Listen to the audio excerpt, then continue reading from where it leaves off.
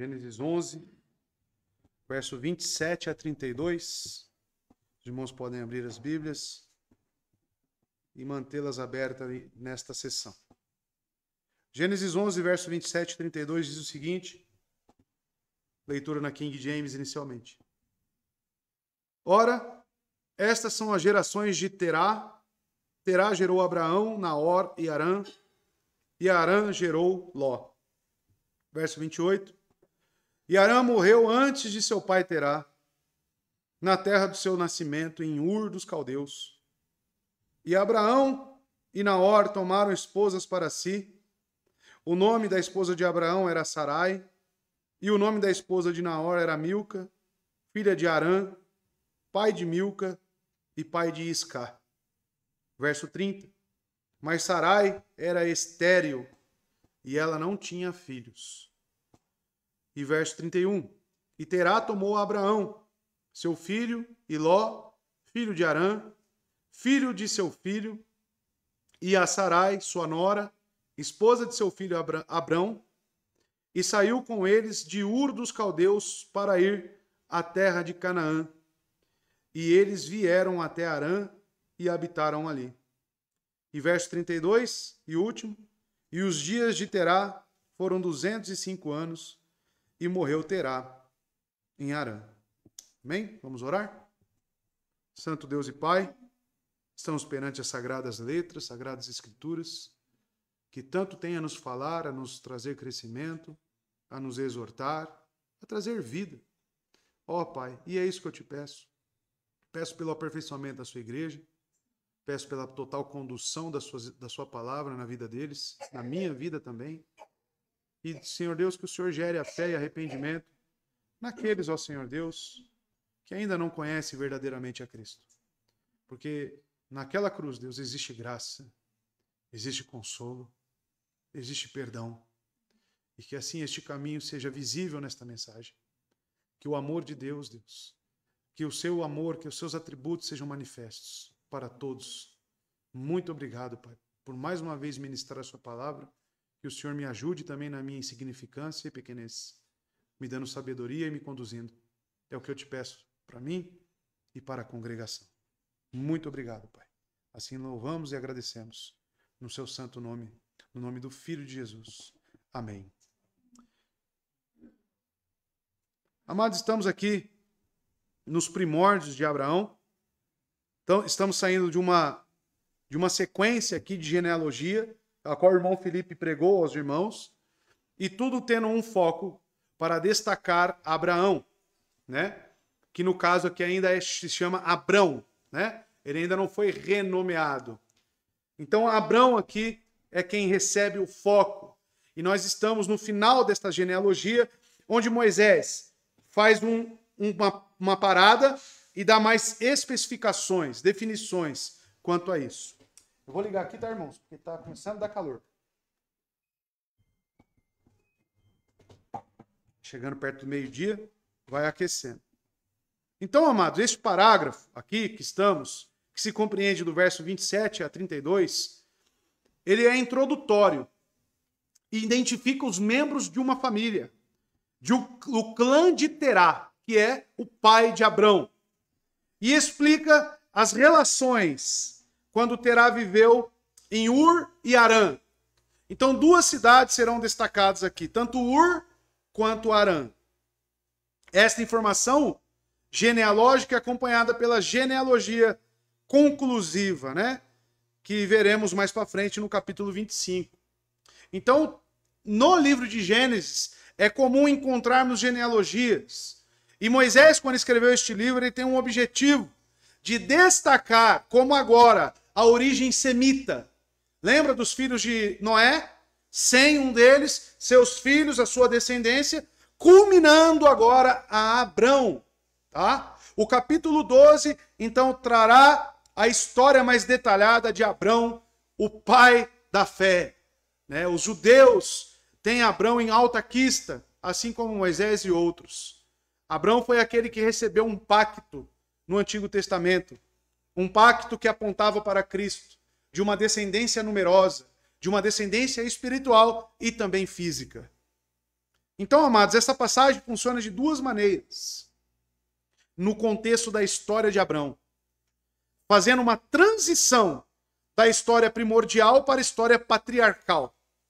Então, no livro de Gênesis como um todo, nós temos uma transição da história dos primórdios, antediluvianos e pós-diluvianos, e estamos entrando aqui, a partir do capítulo 12, na história dos patriarcas.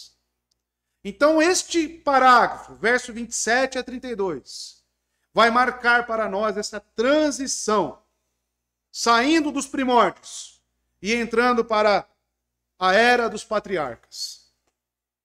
Então, amados, nesta transição, teremos a figura paterna de Terá, que estabelece o principal interesse temático da narrativa de Abrão, o nascimento de um herdeiro.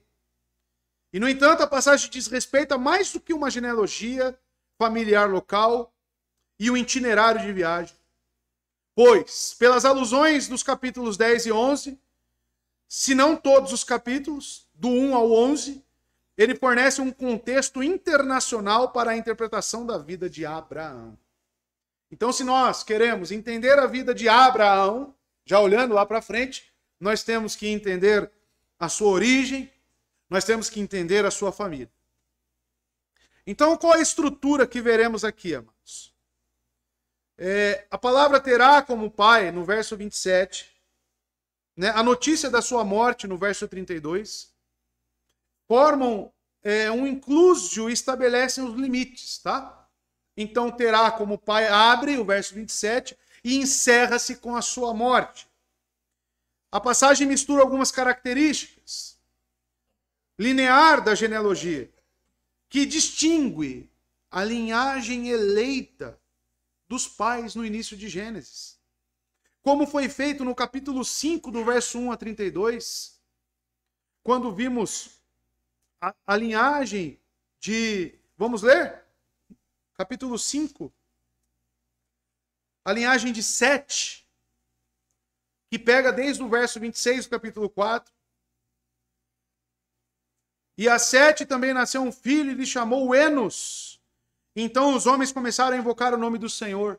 Ou seja, se pegarmos anteriormente, temos a descendência de Caim. E agora, a partir do verso 26 do capítulo 4, entrando no capítulo 5, a descendência de Sete, a descendência santa, eleita. O mesmo é feito aqui agora. Moisés, ele relata a descendência semita, de Sem. E este estilo narrativo que domina os relatos patriarcais. Os filhos não eleitos de Terá, que serão citados aqui também, são tratados primeiro. Então os irmãos percebam isso na exposição do texto. E deixando o quê? Por que eles são citados primeiros? Assim como foi com Sem, estão lembrados? Deixa o foco para Abrão e Sarai, que é o foco que Moisés quer ter. Então, a família de Arã, a família de Naor, né, a família de Arã inicialmente dos versos 27 a 28, depois Naor, dos versos 29 a 30, e a relação de cada um com Abrão, dos versos 31 a 32. E é isso que veremos hoje. E extrairemos aqui alguns ensinos dessa linhagem santa de Abrão. Entrando agora no verso 27, na versão João Ferreira de Almeida, você acompanhe na sua Bíblia. Estas são as gerações de Terá, ou Tera, né?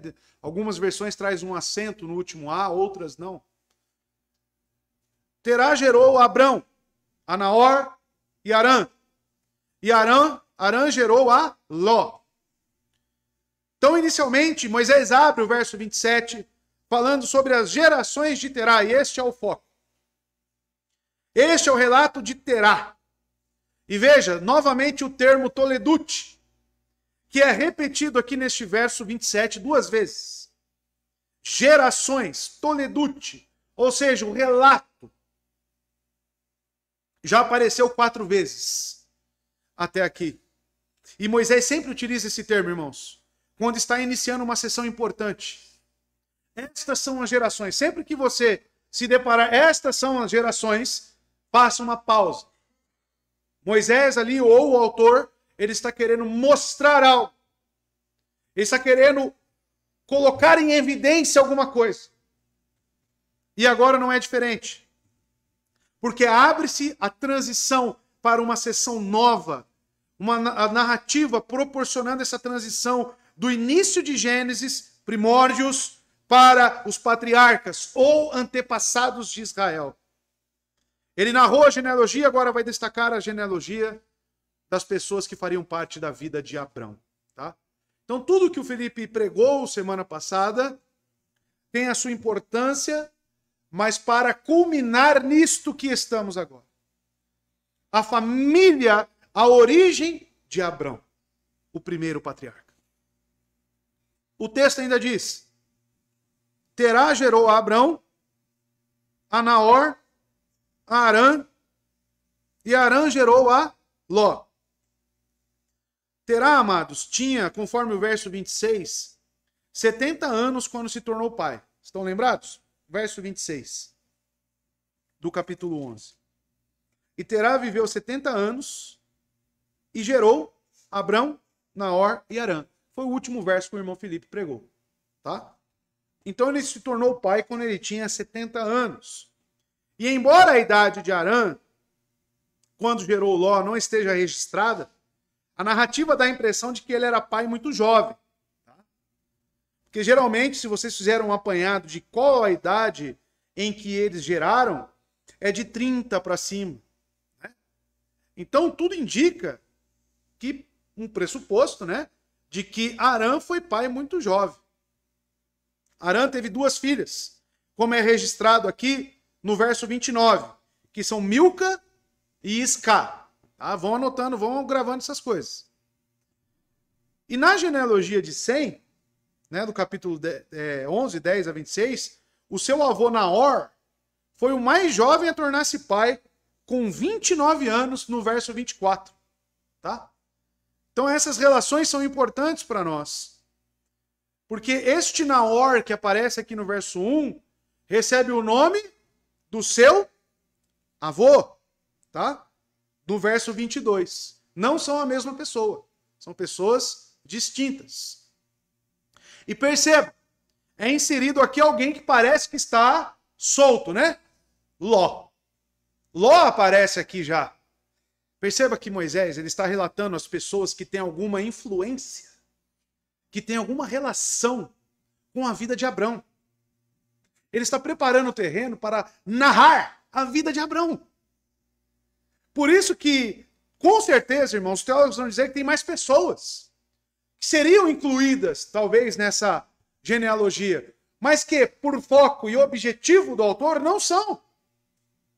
Ele tem um objetivo aqui que é falar sobre a vida, a caminhada de Abrão com Deus, o amigo de Deus. E por que Ló é inserido? Ló teve uma importância na vida de Abrão.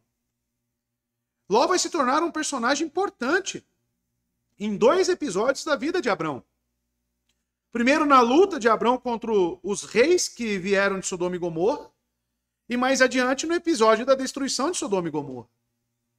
Assim, Moisés já está antecipando aquelas pessoas que farão parte da história de Abrão. E por isso ele cita Ló, por exemplo, que era filho de Arã e, portanto, sobrinho de Abrão.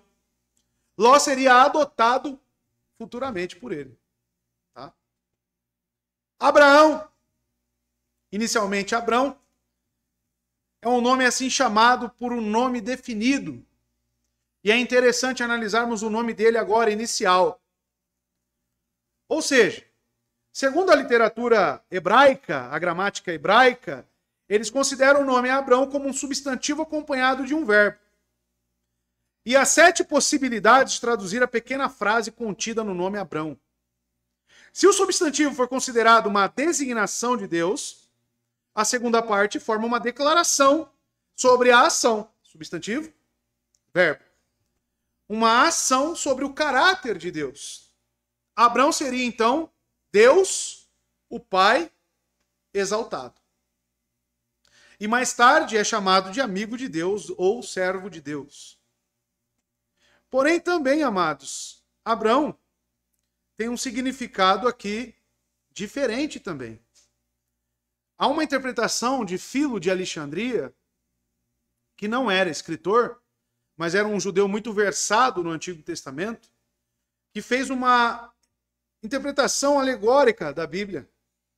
E ele chama a atenção o que ele diz a respeito do nome Abrão. Tá? Então, Filo de Alexandria, um judeu letrado, que escreveu, comentou muito sobre o Antigo Testamento. E quando ele se depara com o nome Abrão, ele faz algumas observações importantes. Em um livro que escreveu sobre os patriarcas, ele diz: Abrão significa em hebraico, como dito, pai exaltado. Ab, pai, Vran, exaltado. Então, essas duas palavras unidas. E ele diz que Abrão significa também o homem que é astrólogo, habituado à contemplação sublime dos céus.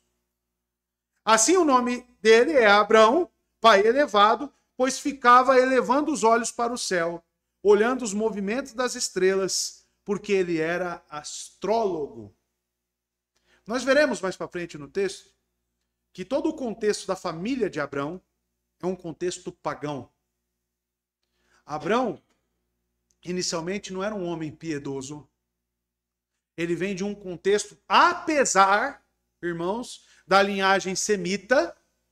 Neste período aqui, tudo indica, como veremos, que invocar o nome de Deus, como vimos lá em Enos e Sete, foi perdido.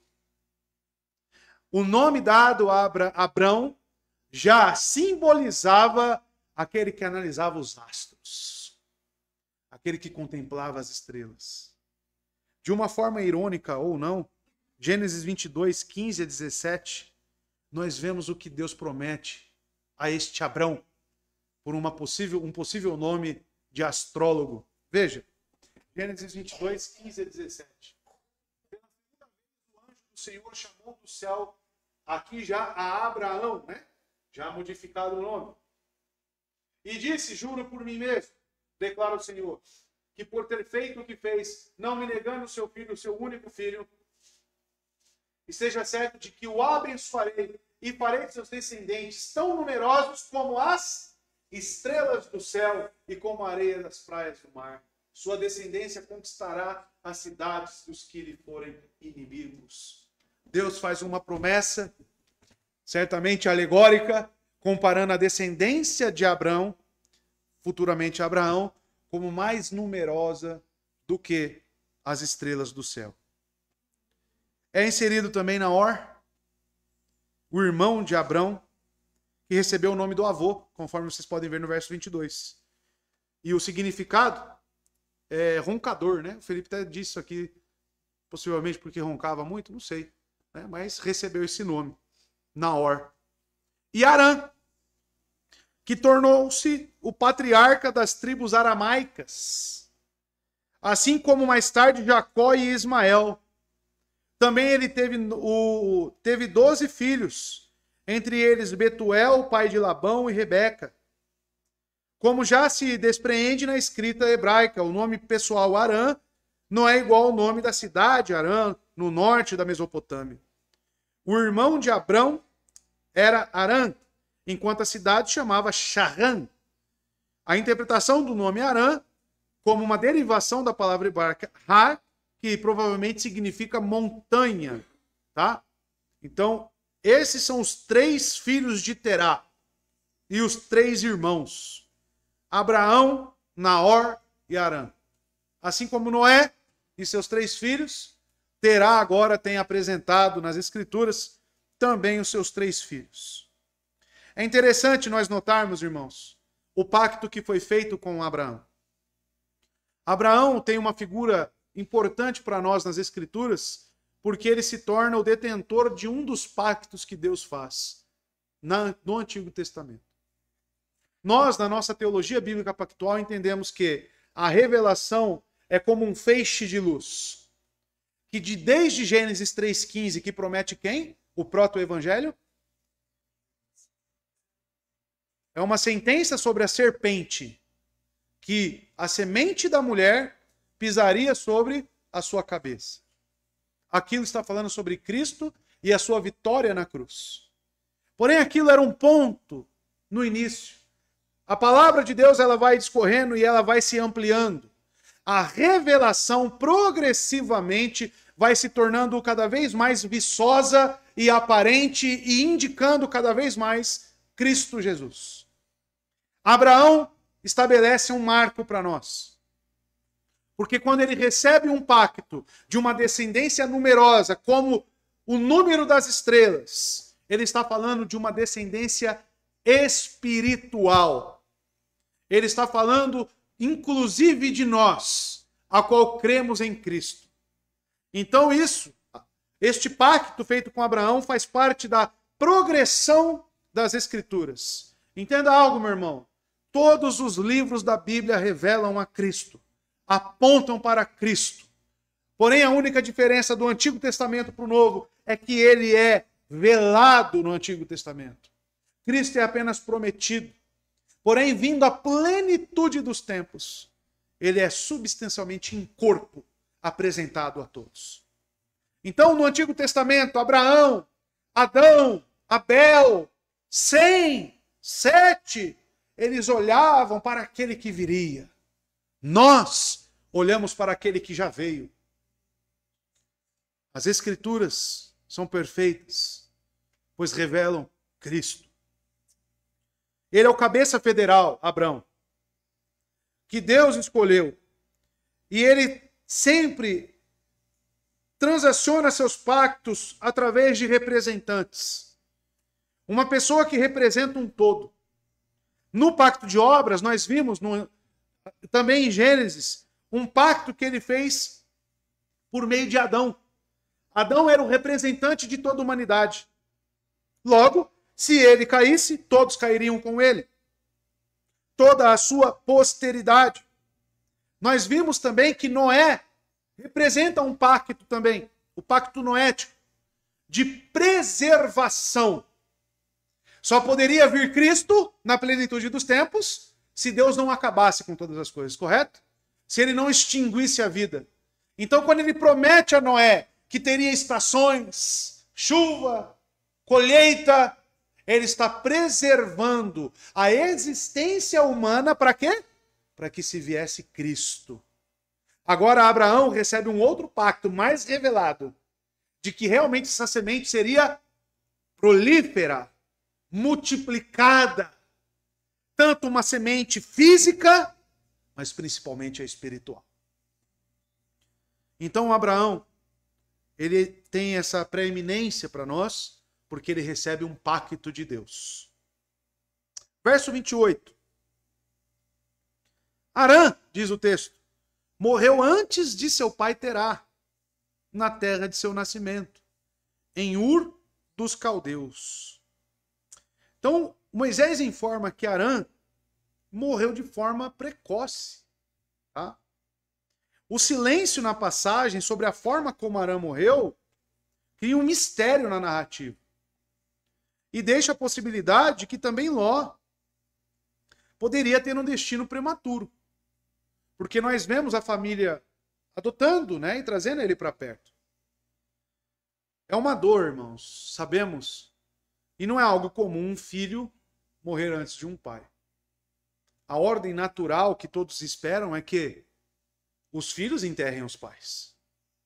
Mas aqui nós vemos algo que acontece, sem muitos detalhes, mas podemos ter algumas pistas, né, através de escritos secundários. Mas eu destaco aqui realmente essa questão. A dor devastadora que deve ter sido para Arã em enterrar Arã, seu filho. Então as perspectivas de futuro na casa de Terá, que a princípio pareciam tão prometedoras, com o nascimento de 3 filhos, tornam-se precárias na geração seguinte. As coisas parecem aqui serem narradas por Moisés como algo que começa a ser desordenado. As coisas começam então a ser conturbadas com a perda de um dos seus filhos.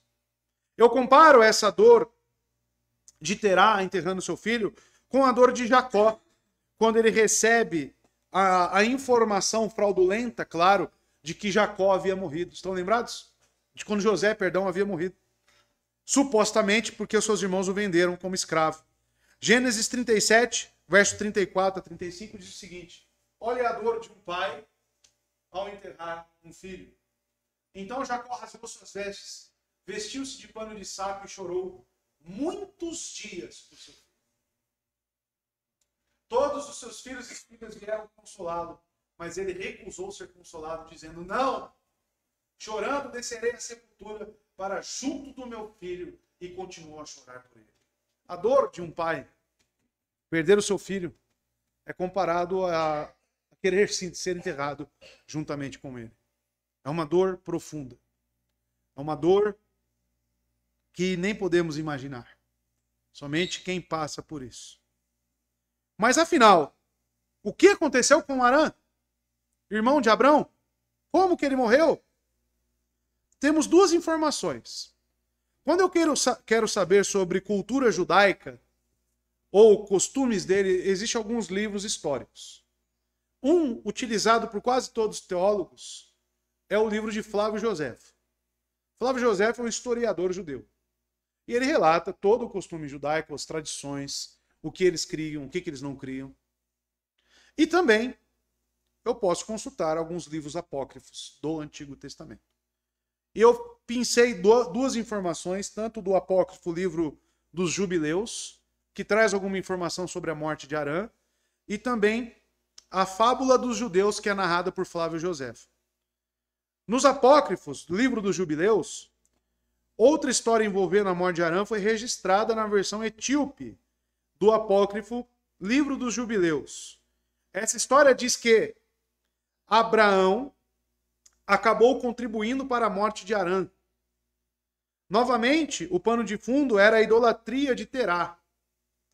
O texto diz que numa noite, Abraão colocou fogo na casa de ídolos de seu pai Terá, sem que ninguém soubesse. Então as pessoas da casa de Terá se levantaram durante a noite, na tentativa de salvar seus deuses de serem queimados. E foi nessa tentativa de salvar os ídolos que Arã teria sido morto queimado. Isso é o que relata o livro apócrifo, o livro dos Jubileus. Porém, tem uma outra história que envolve também fogo, envolve a idolatria do pai de Abrão e Arã. Joséfo vai dizer o seguinte, diz que os judeus têm uma fábula, uma crença entre eles sobre a morte de Arã. Eles dizem que Terá não era apenas um idólatra, mas um fabricante e vendedor de imagens. E que um dia, indo para o exterior, ele deixou seu filho Abrão na loja para vendê-los.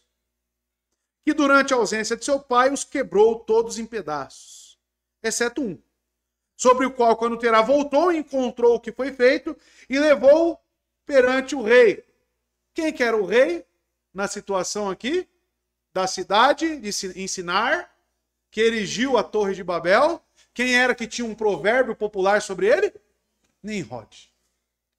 Segundo a fábula dos judeus, levaram então Abraão perante Nimrod com aquela única escultura ali que sobrou.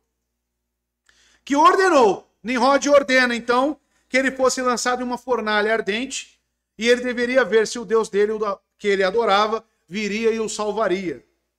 Enquanto ele estava nele, eles perguntaram a seu irmão Arã em quem ele acreditava. Aí envolve Arã.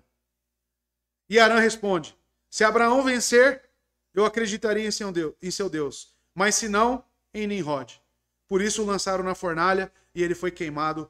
E com respeito a isso é dito: e Arã morreu diante da face de Terá, seu pai. Mas Abraão saiu salvo diante deles.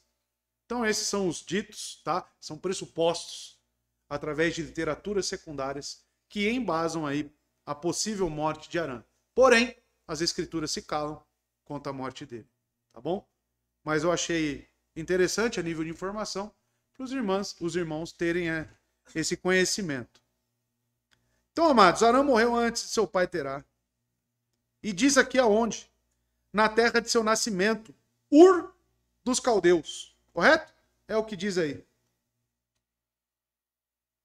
A referência de Ur dos Caldeus é importante para nós. Identifica a terra natal de Arã, mas não necessariamente de Terá e de seus filhos Abrão e Naor. De fato, a inclusão dessa informação para Arã pode sugerir o lar ancestral que estava no outro lugar. Ur dos Caldeus ocorre 3 vezes em Gênesis. Capítulo 11, verso 28 e 31. Também no capítulo 15, verso 7. E outra vez em outro lugar em Neemias, capítulo 9, verso 7. E também nós temos no Novo Testamento uma identificação sobre este lugar. No sermão e discurso de Estevão, em Atos capítulo 7, o primeiro mártir da igreja primitiva. Atos 7, verso 3 e 4. Veja. Saia da sua terra e do meio dos seus parentes e vá para a terra que lhe mostrarei.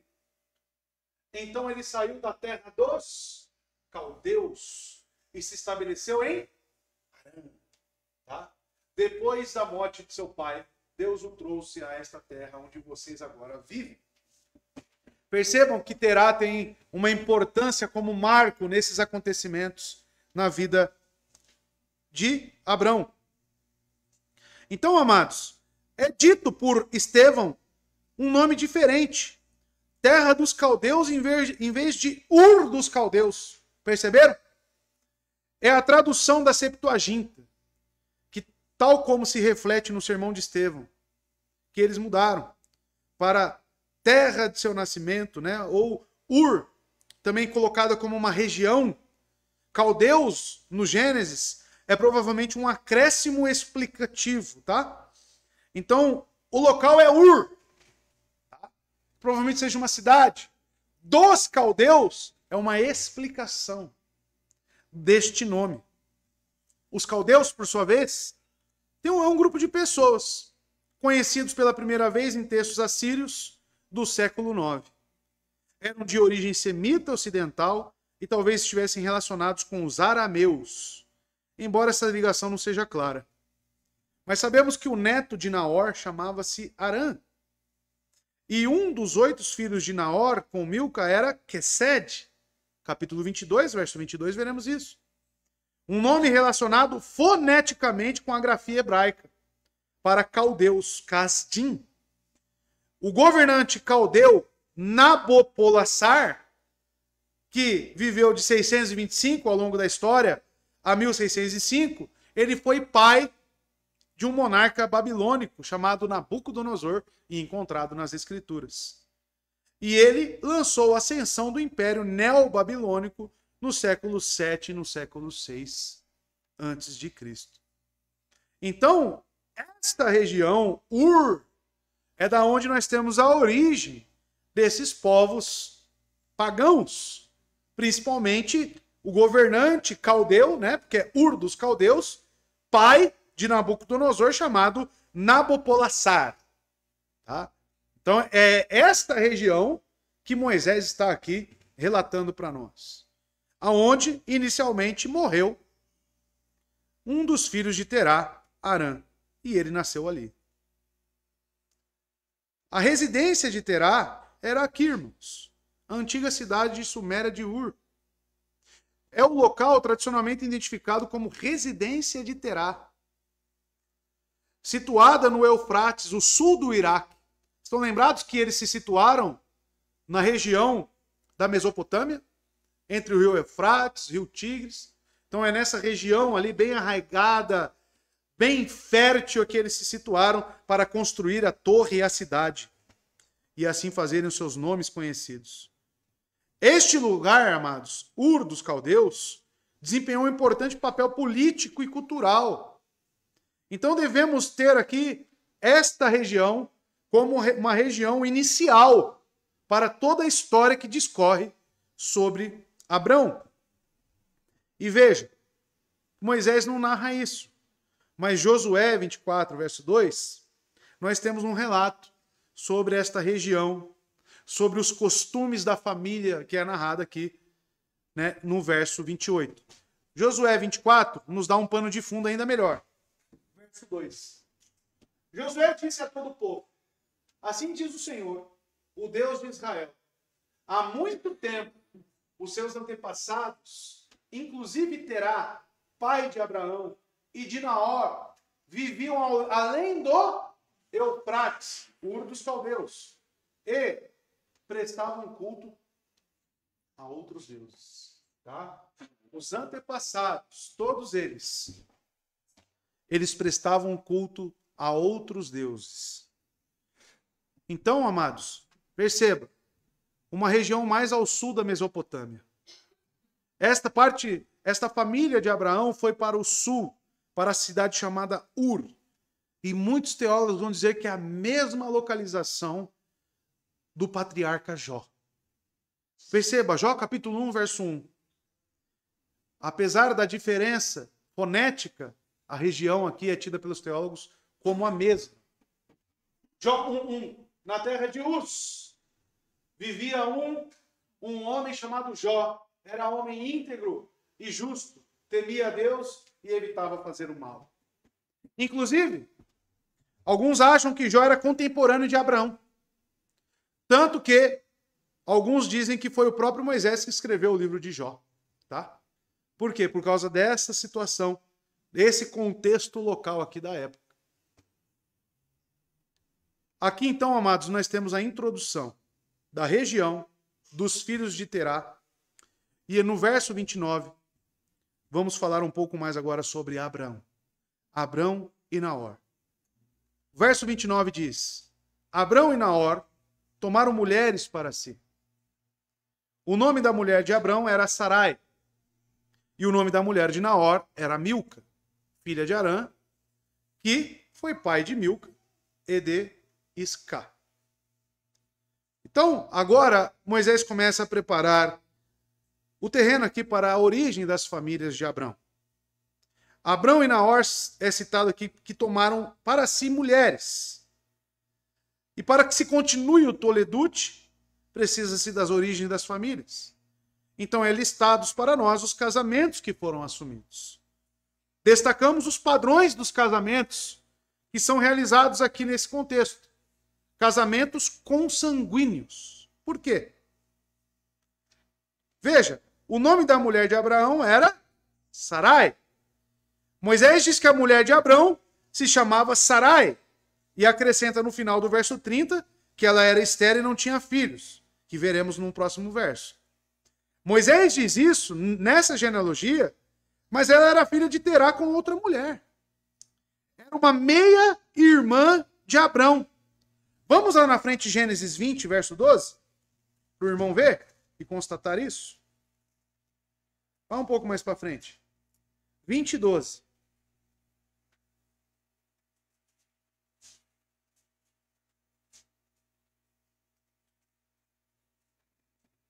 E na verdade ela é minha irmã. Ela é filha de meu pai, mas não é filha de minha mãe. E ela se tornou minha mulher. Aqui Abraão está falando sobre Sarai. Ela era meia-irmã de Abraão.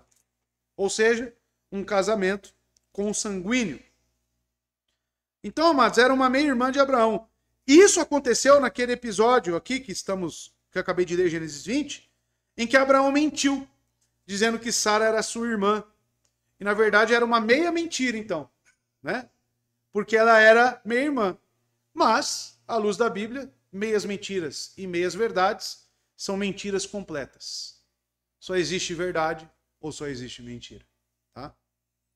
Então, por que esses casamentos consanguíneos eram permitidos? Nós temos que lembrar que Deus veio instituir isso para a nação judaica apenas com Moisés.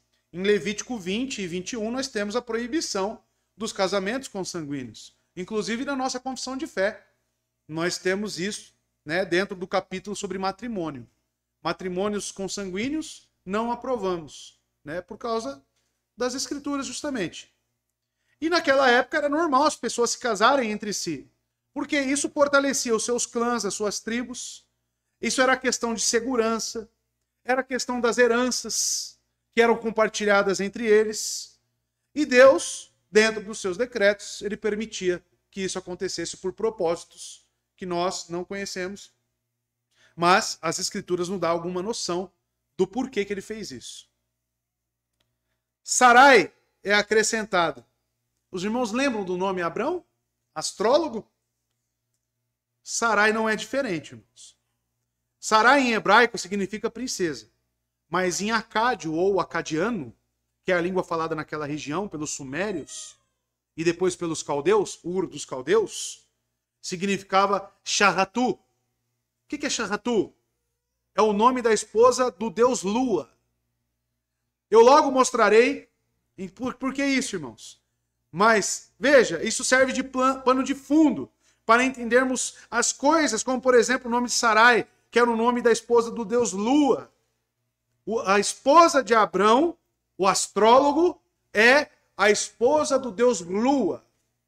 E à luz de Josué 24:2, qual que é o costume deles? Paganismo. O paganismo. Então percebam, irmãos, que este é o costume, este é o pano de fundo.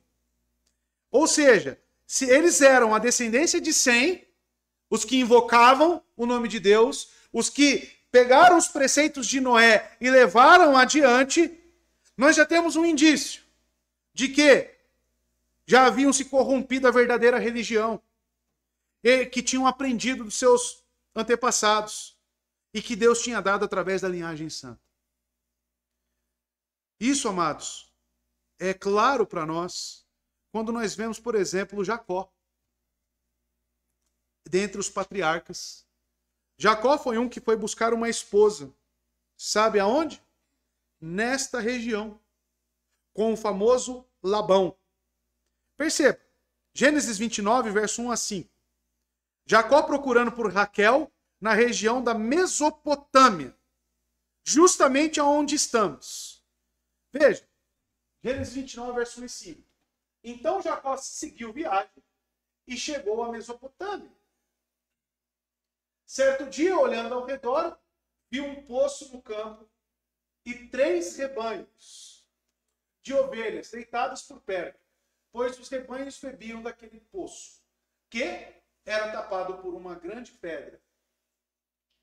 Por isso, quando todos os rebanhos se reuniam ali, os pastores rolavam a pedra da boca do poço. Pode ir direto por cima, que é o mais importante. E ele pergunta, vocês conhecem Labão, neto dele?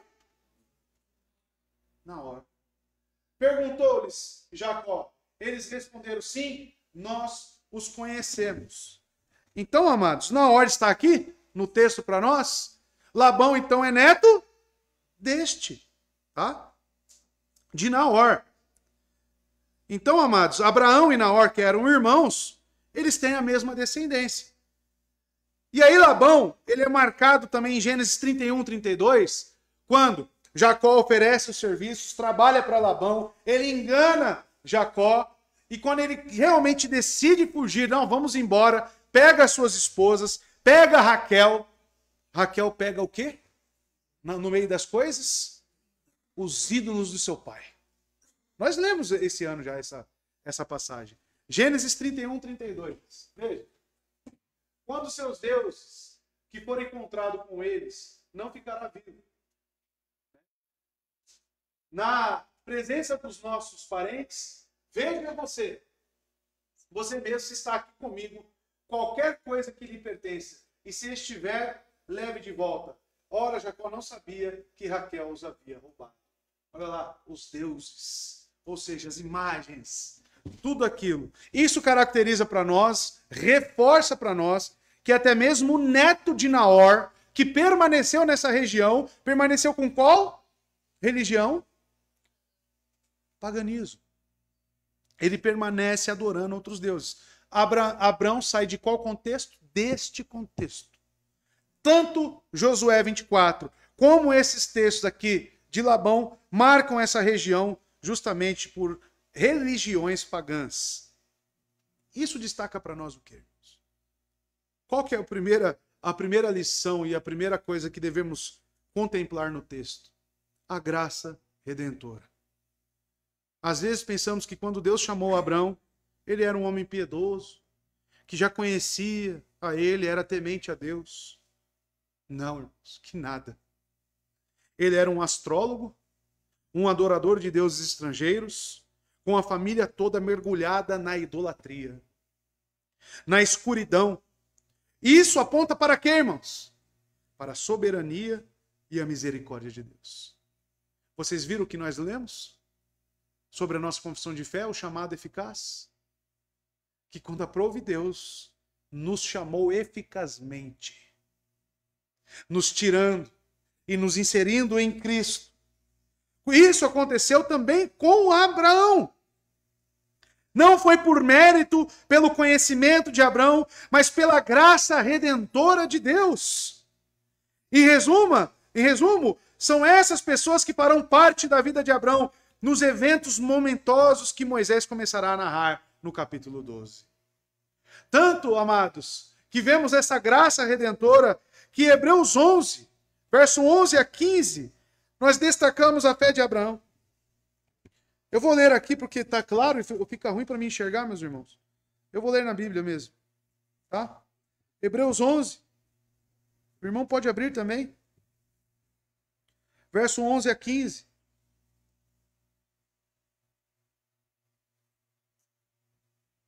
Diz o seguinte: pela fé também a própria Sara recebeu vigor para conceber descendência.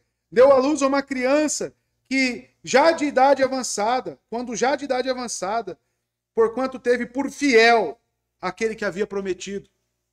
Por isso também de um, e esse já considerado como quase morto, descenderam tantos como as estrelas do céu em multidão, e como a areia inumerável da praia.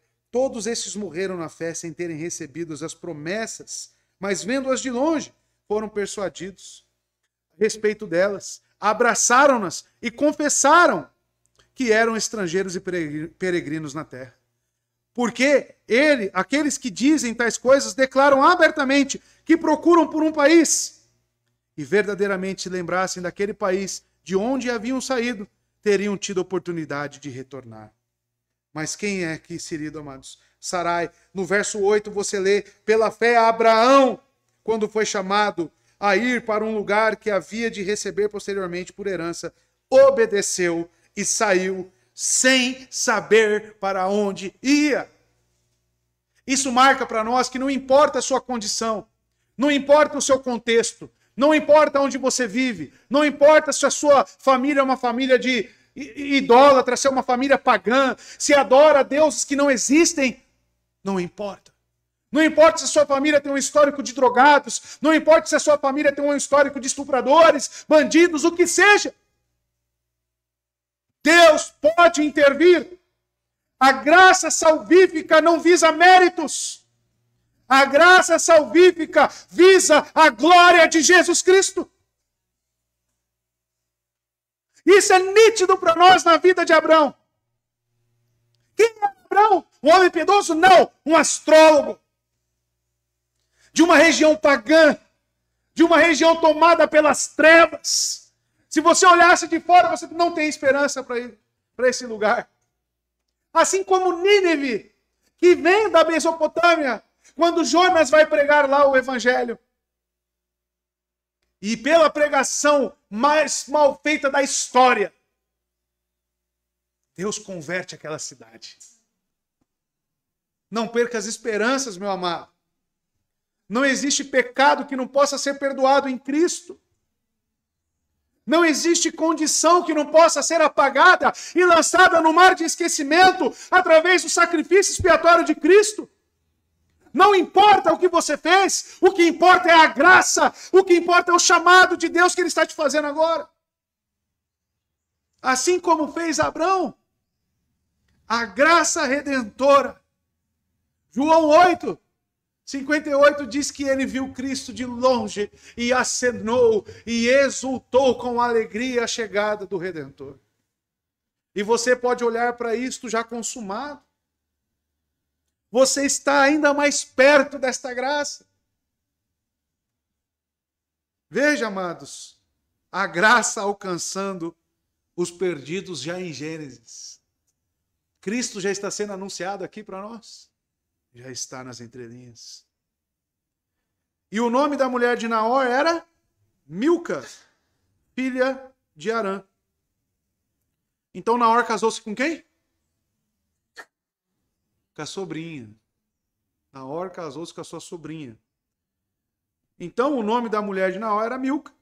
Ela era filha de Arã, aquele que morreu mais cedo, precocemente, pai de Milca e de Iscá. Naor e Milca serão avós de Rebeca, tá? Esses serão avós de Rebeca, que vai se casar com Isaac. Né?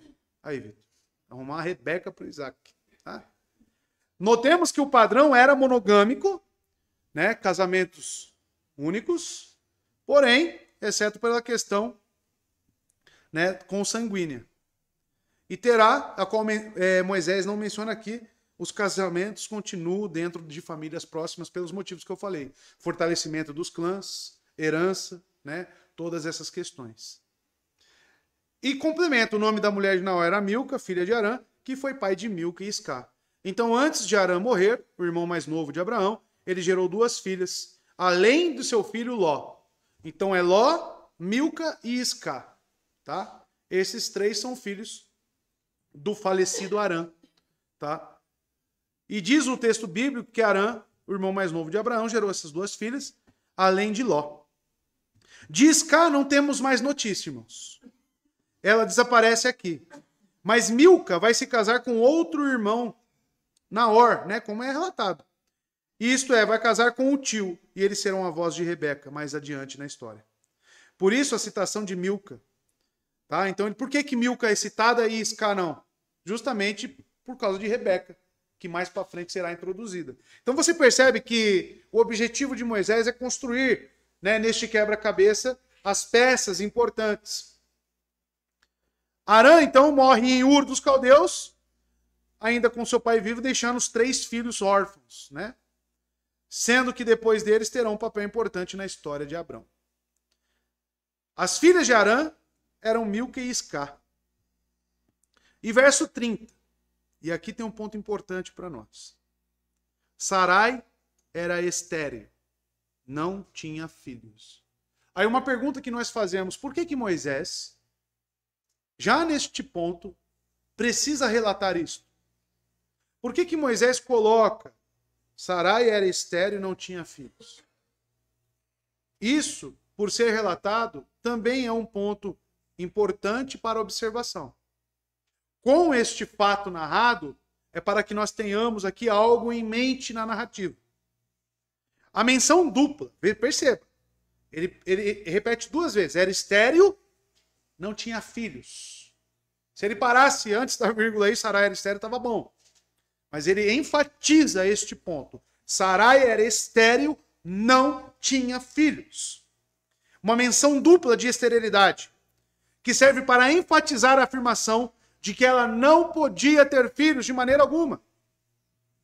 Essa triste condição de Sarai ameaça interromper a sequência da genealogia. Torna-se um ponto de partida para muitos relatos. Aqui, irmãos, parece que Moisés ele quer criar um ponto de tensão no texto. Ele quer mostrar para nós que, poxa, peraí, quem casou com Sarai? Abrão. Quem é aquele que vai dar continuidade na descendência semita? Abrão. Mas a sua mulher é estéril. Olha as condições. Povo tomado por idolatria. Uma terra em trevas. A religião semita, a adoração a Deus provavelmente já perdida, como eu mostrei nos textos. E agora, a mulher, a única mulher de Abrão, é estéril. Qualquer um aqui já tinha arrancado os cabelos. Qualquer um que já tinha falado, não tem esperança, não tem chance, Deus está de brincadeira, o que está acontecendo? O que será dos crentes? O que será da igreja de Cristo? Ponto de tensão. Sarai era estéril, não tinha filhos. Amados, Moisés antecipa essa informação para gerar essa tensão. Para um homem casado com uma mulher estéril, Deus vai aparecer e dizer que fará dele uma descendência tão numerosa quanto as estrelas do céu. Está gerando essa tensão porque as perguntas surgem, Abraão vai crer nisso? Deus vai cumprir essa promessa? Como que isso vai acontecer? Moisés intencionalmente quer que essas perguntas fluam deste relato. Então Moisés já está adiantando os elementos da história que começará em Gênesis 12. Com este casamento de Abraão com Sarai, estéril, que não tinha filhos. É o improvável, é o incerto, porém recebendo uma promessa de alguém que não mente, de alguém que cumpre, de alguém que é fiel. O que isso ensina para nós, que já conhecemos a história de Abraão? Que as nossas circunstâncias não determinam os decretos. E que muitas das vezes é colocado como justamente o contrário.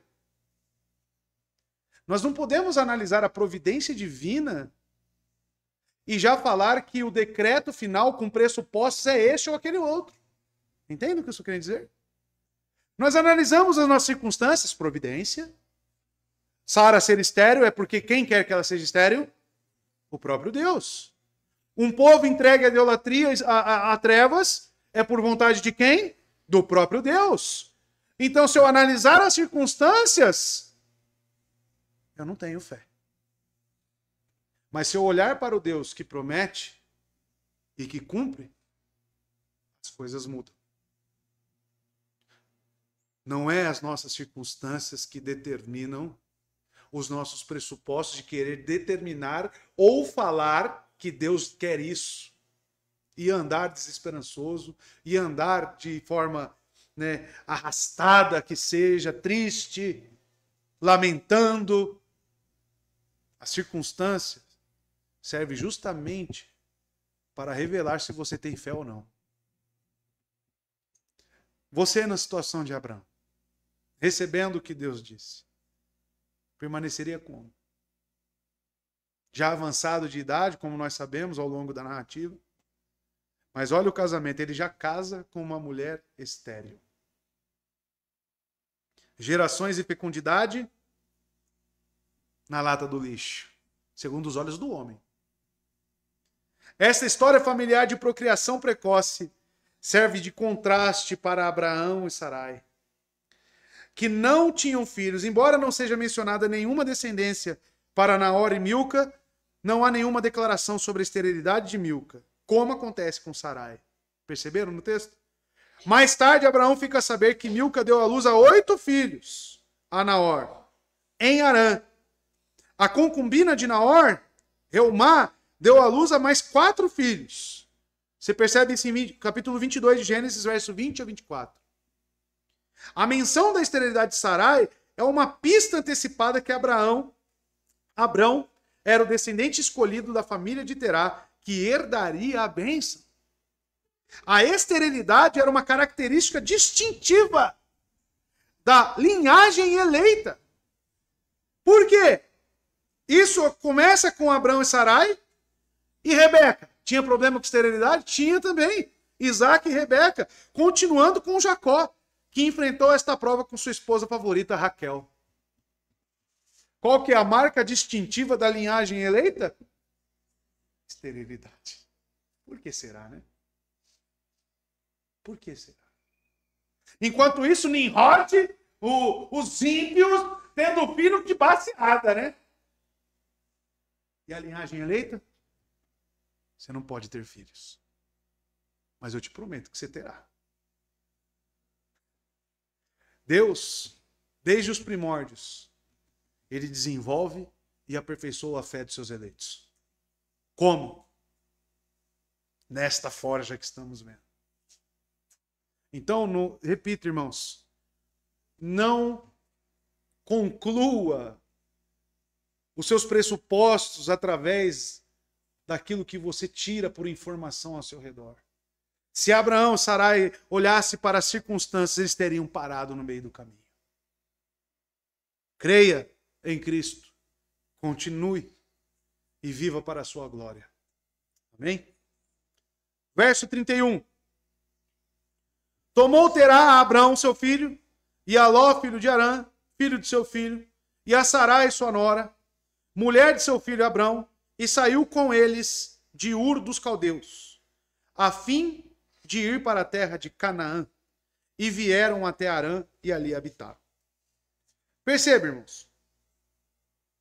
Terá tomou Abraão, seu filho, seu sobrinho, né, filho do seu filho já falecido, Ló, pegou Ló também, pegou Sarai, sua nora, que já estava casada com Abrão, que era mulher de Abraão, e saiu com eles. Perceba, cadê Naor? Cadê os outros? Não foram. Então, percebam, irmãos, que Moisés ele está aqui colocando pontos e está faltando algumas informações, né?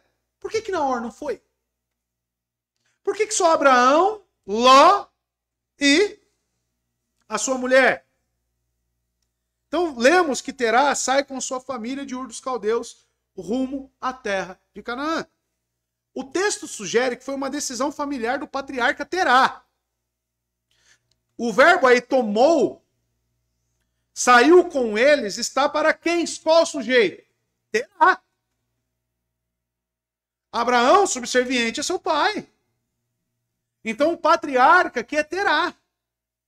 É quem aqui o texto está sugerindo que toma a decisão para partir. Pois o texto diz, tomou Abraão, seu filho, Ló, ou seja, seu neto, Sarai, sua nora, para sair com eles de Ur dos Caldeus. E temos a impressão de que Terá deve ter dito, vamos embora para Canaã. Então ajuntem as coisas e vamos. E a impressão que deixa o texto é que Naor disse, eu não vou ficar aqui. Não quis ir. É dele que mais tarde vem as esposas para os filhos do neto de Abraão. Arão, o filho mais moço, já tinha morrido. O filho do meio deve ter dito que ficaria em Ur dos Caldeus. Então, aqui, uma parte da família fica e a outra parte vai embora em destino a Canaã. E saiu com eles, diz o texto, de Ur dos Caldeus, a fim de ir para a terra de Canaã. Parece então que essa decisão de Terá, de levar consigo a sua família, mas Moisés deixa para revelar apenas no próximo capítulo, em Gênesis 12, que o que havia motivado essa peregrinação foi o fato de Deus ter aparecido a Abrão. Que nós vemos no capítulo 12, verso 1 a 4. Vamos ler aí? Deixa eu voltar aqui, que eu estou lá em Hebreus ainda. Do 1 ao 4. 12, 1 ao 4. Ora, o Senhor havia dito a Abraão, sai-te do teu país e da tua parentela e da casa do teu pai para uma terra que eu te mostrarei. E eu farei de ti uma grande nação, e te abençoarei, e farei teu nome grande, e tu serás uma bênção. E eu abençoarei os que te abençoarem, e amaldiçoarei os que te amaldiçoarem. E em ti todas as famílias da terra serão abençoadas. Assim Abrão partiu, como o Senhor lhe havia falado, e Ló foi com ele. E Abrão tinha 75 anos de idade quando ele partiu de Harã. Tá? Então perceba que a motivação deles partirem é acrescentada no capítulo 12. Mas perceba, irmãos, Deus parece ter aparecido a Abraão nesses versos, e esses versículos podem dar a impressão de que o chamado foi em Harã, correto? Porque ele partiu de Harã, mas ele está saindo aqui de onde? De Ur dos Caldeus. Mas não foi, amados. Apesar de ter a impressão de que o chamado foi Harã, mas não foi. Foi em Ur dos Caldeus realmente. Uma explicação possível é, primeiro, dizer que Moisés está interessado em mostrar os detalhes da família de Abrão e o começo da peregrinação da fé. Segundo, na própria Bíblia encontramos a explicação para a aparente contradição quanto ao local do chamado de Abrão. Estevão, no seu sermão de Atos 7, põe de novo pra gente, ele falou que saiu da onde? Estevão? Saia da tua terra, do meio dos seus parentes, e vá para a terra que lhe mostrarei. Continua. É o verso 4. Vai ter o verso 4. Então ele saiu da terra dos caldeus, tá? E se estabeleceu em Harã. Então o ponto de partida é Ur dos caldeus. Porém, Harã é um local que nós veremos que eles pararam. O pai Terá, a sua família para em Harã. Mas o motivador, fica claro para nós, deles saírem de Ur dos Caldeus é o chamado que Deus faz a Abrão. Então não há contradição. É possível que tenha acontecido o seguinte, provavelmente. Deus apareceu a Abrão em Ur dos Caldeus, como ele apareceu e falou com Abrão. Não nos é dito a forma. Se foi numa sarça, se foi através de uma teofania. Mas, amados, Abrão deve ter chamado seu pai e seu irmão e dito: esse Deus que não conheço, astrólogo, paganismo, tá? E que diz ser o Deus de nossos ancestrais, o Deus que apareceu a Sem, a Noé, também me apareceu e está mandando que eu vá para Canaã. Terá então deve ter dito: eu creio nisso. Nós vamos embora. Vamos fazer o que esse Deus está dizendo. Mas na hora deve ter rebatido: eu não vou. Eu não acredito nisso. Arã, o mais novo moço, já tinha morrido, como dito. Então Terá deve ter dito: quem acredita. Desse modo vão Abraão, sua esposa, Sarai e o seu sobrinho Ló, que acreditou também. Tanto é que Ló é chamado no Novo Testamento, você pode pôr para a gente, 2 Pedro 2,7. Olha isso. Olha como Pedro destaca Ló. Mas livrou Ló, homem justo, que se afligia com o procedimento libertino dos que não tinham princípios morais. No caso, Sodoma e Gomorra. Homem justo. Quem é chamado assim na Bíblia? Somente aqueles que creem verdadeiramente em Cristo. Vocês percebem então aqui o porquê que nós podemos concluir que Naor ficou? O que separou a família? A fé. A fé separou a família. E aí nós vamos para os evangelhos e fala: aquele que ama mais a pai e mãe do que a mim, não é digno de mim. A fé, amados, infelizmente ou felizmente, depende da perspectiva que você olha, porque nós amamos nossos entes queridos e queremos que eles também caminhem conosco na mesma fé. Mas a fé, ela realmente causa divisão. Tanto que Cristo diz: eu não vim ao mundo para trazer paz, mas sim espada. Já leram isso? Colocar pai contra filho. Em que sentido que ele está falando? Por causa da fé. Não que o filho começaria a se rebelar, não. Mas porque aqueles que não têm fé, eles se rebelam contra aqueles que têm. Eles perseguem. E é isso que nós vemos aqui.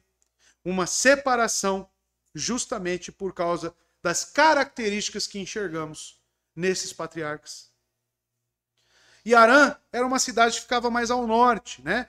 Ur dos Caldeus ficava mais ao sul nessa região da Mesopotâmia. E Harã mais ao norte, caminhando para a região de Canaã, que nós conhecemos como Israel futuramente. E quando eles chegam na primeira ponta, em Harã, o texto diz: e vieram até Harã e ali habitaram. Veja, quando eles chegaram na primeira ponta aqui de Harã, por quê? O caminho a seguir era sair de Ur dos Caldeus, correto? Subir até Harã e descer, né, até Canaã, continuar a viagem. É um movimento em forma de V invertido, tá? Porque essa rota tinha um deserto no meio. Então, eles tinham só esses caminhos, 2 caminhos para chegar. E Harã ficava justamente no meio, tá? E ali eles se colocam. Quando eles chegam nessa ponta, Harã, o texto diz que passaram a habitar ali. Perceberam? Eles param a sua jornada, digamos que na metade. Mas não foi isso que Deus disse para Abraão. Deus não disse para Abraão: saia de Ur e vá para Harã. Ele saia de Ur dos Caldeus e vá para Canaã. Então, amados, por que eles pararam no meio do caminho?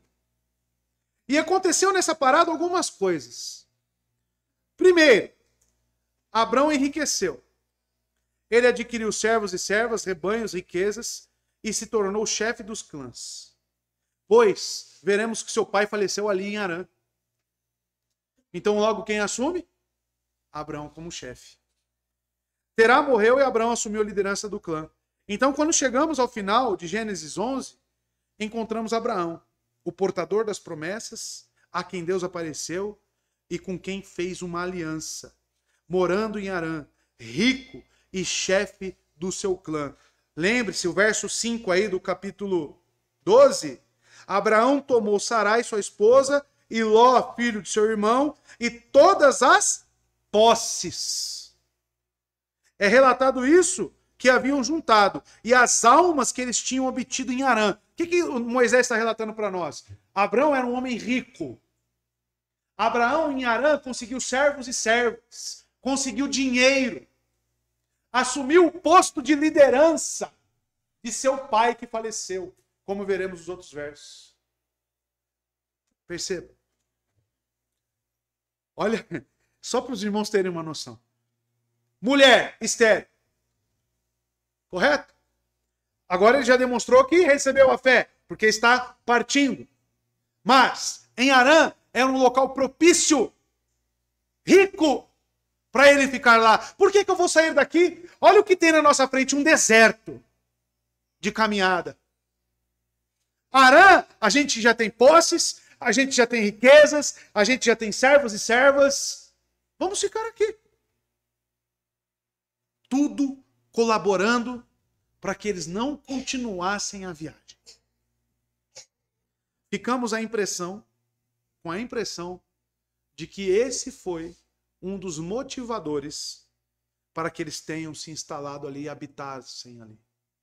Veja, do que o chamado tinha esfriado, talvez, de que Abraão tinha se esquecido, por que saíra de Ur dos Caldeus, porque não temos noção de tempo, de quanto tempo eles habitaram aqui, quantos anos, não sei. Qual foi o tempo cronológico da saída de Ur dos Caldeus até Harã? Talvez ele tenha se desmotivado com relação à promessa de Deus. Alguns teólogos vão dizer. Mas quando Terá, seu pai, morre, Abraão se desapegou. Ele não conseguiria fazer o que Deus tinha dito. Sai da tua terra, do meio dos teus parentes, da casa do teu pai, para a terra que te mostrarei. Então, quando morre seu pai, o remanescente da parentela, e agora Abraão seguirá seu caminho. Como veremos em Gênesis 12. E o capítulo 12 começa com a renovação. Moisés narra o que aconteceu e diz que Abraão sai de Harã e vai para Canaã. Porque no 12, ele parte de Harã. Verso 4. Partiu de Harã. Ou seja, qual que é o ponto ao qual Abraão vai caminhar? Tem alguma coisa que marca isso, que é a morte do seu pai. Talvez, amados, alguns teólogos vão dizer que eles dão uma desmotivada, que também por influência do seu pai, talvez, tudo pressuposto, eles queiram ficar ali. E Abraão, demonstrando um caráter de honra ao seu pai, não vai contra ele. E eles permanecem e habitam ali por um tempo. Mas não era o que Deus havia dito. Deus disse para eles irem para Canaã. O que isso nos mostra?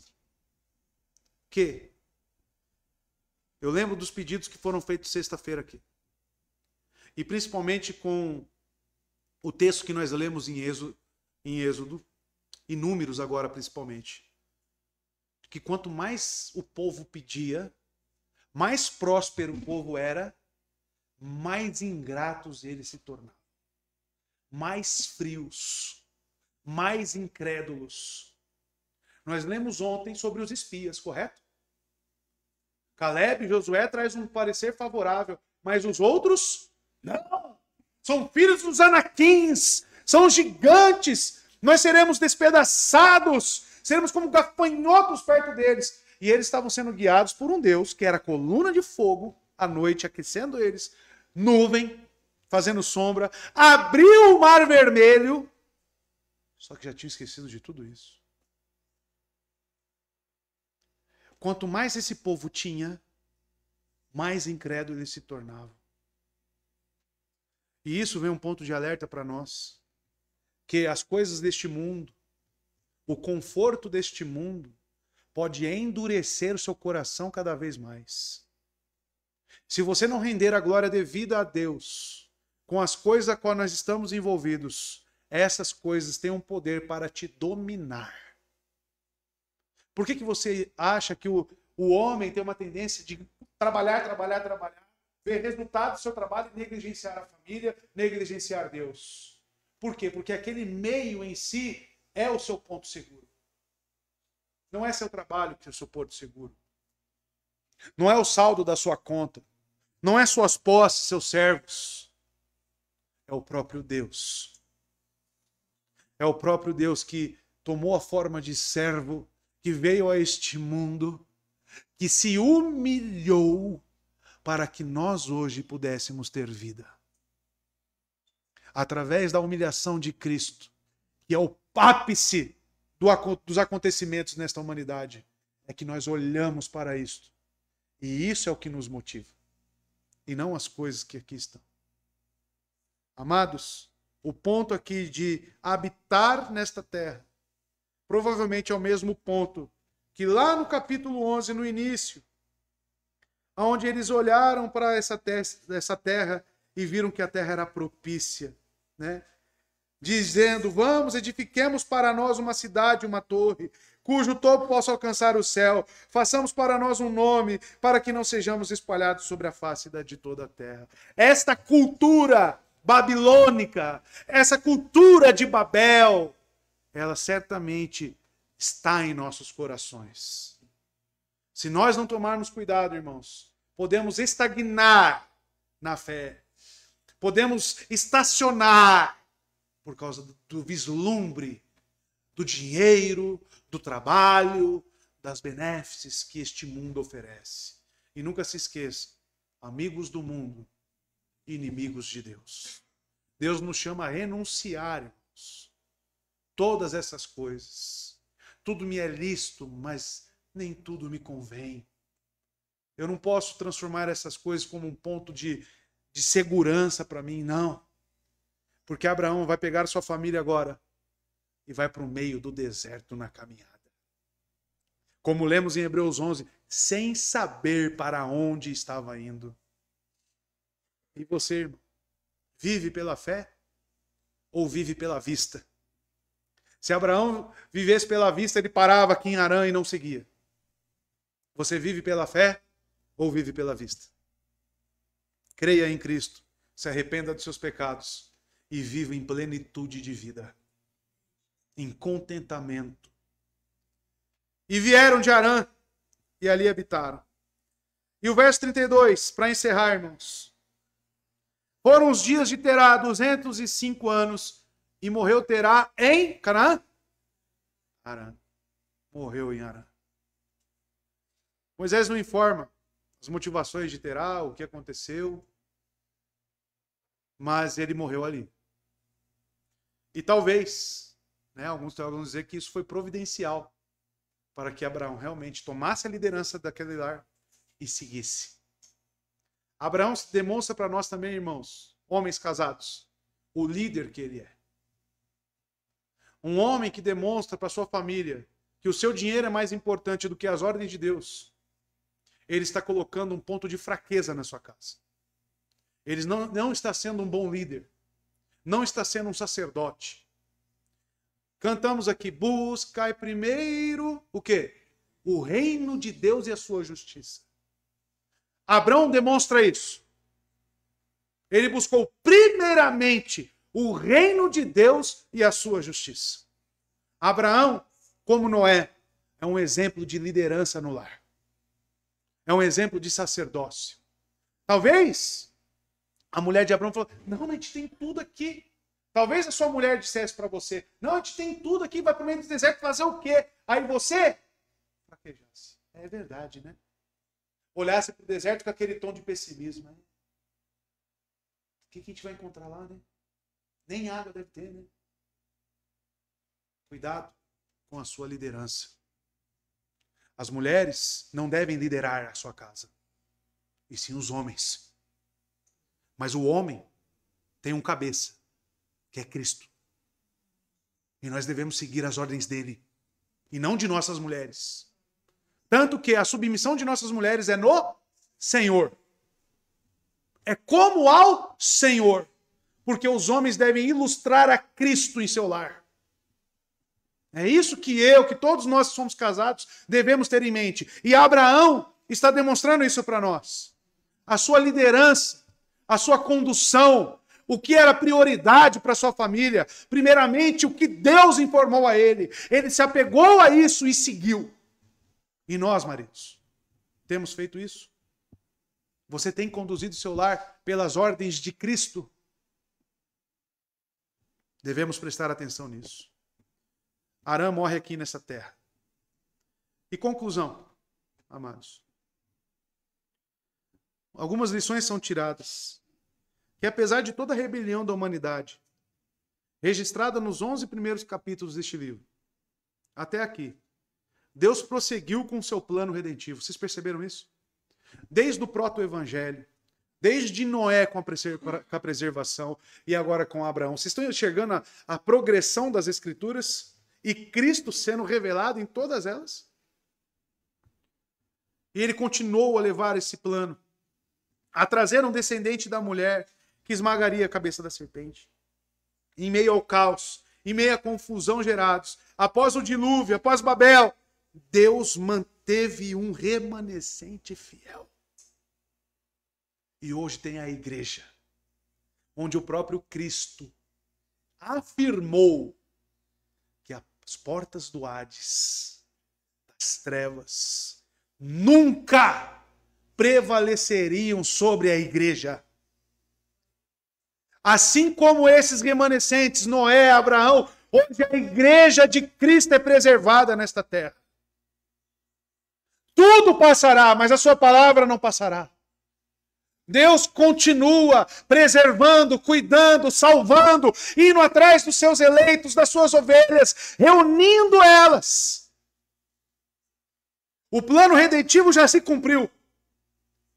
Mas Cristo com a sua igreja ainda está em movimento. E é por isso que estamos expondo Atos aqui, para os irmãos terem a noção da importância da igreja. A Bíblia é o registro dos atos redentores de Deus. Por isso, amados, é diferente de todos os livros dessa palavra. Nela temos o registro da história da redenção. O tema da Bíblia é a história da redenção. É a história de como Deus veio, criou o mundo e até mesmo salvou pecadores. Se existe um verso que resumiria toda a Bíblia, é João 3,16. Que Deus amou o mundo de tal maneira. Aí você percebe, amou no passado. Enviou seu Filho presente para que creiam neles e nele não pereça futuro. Ou seja, creia em Cristo. A Bíblia, de Gênesis a Apocalipse, conduz para um único cerne: redenção dos homens em Cristo Jesus. Que Deus abençoe os irmãos. Assim destacamos a soberania divina, o seu plano e a sua vontade. Capítulo 12, entraremos propriamente dito na história de Abraão. Abraão, inicialmente Abrão. Amém?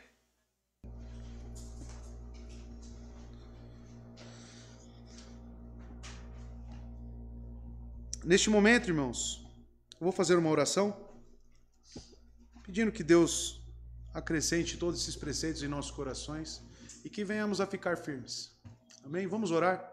No seu lugar mesmo, incline sua cabeça. E se a palavra falou algum ponto com o irmão, ore a Deus. Ore a Deus. Tanto nos pontos que você foi confrontado, naquilo que você ainda está debilitado. E peça que Deus realmente mude e traga arrependimento sobre a sua vida. Amém? Vamos orar. Santo Deus e Pai, te louvamos, te agradecemos. E eu peço ao Senhor que a sua palavra que foi aqui pregada, que realmente encontre o local devido em nossos corações. Os exemplos tirados desses homens de fé. Que tudo, Senhor Deus, venha a glorificar ao Senhor. Que o Senhor abençoe os meus irmãos, abençoe a cada um de nós, e que as nossas vidas sejam transformadas realmente. E que Cristo reine sobre nós. E que possamos caminhar nele, andar nele, sendo, Deus, arraigados, edificados, confirmados e abundantes em ações de graça. É o que eu peço ao Senhor, em nome de Jesus. Amém.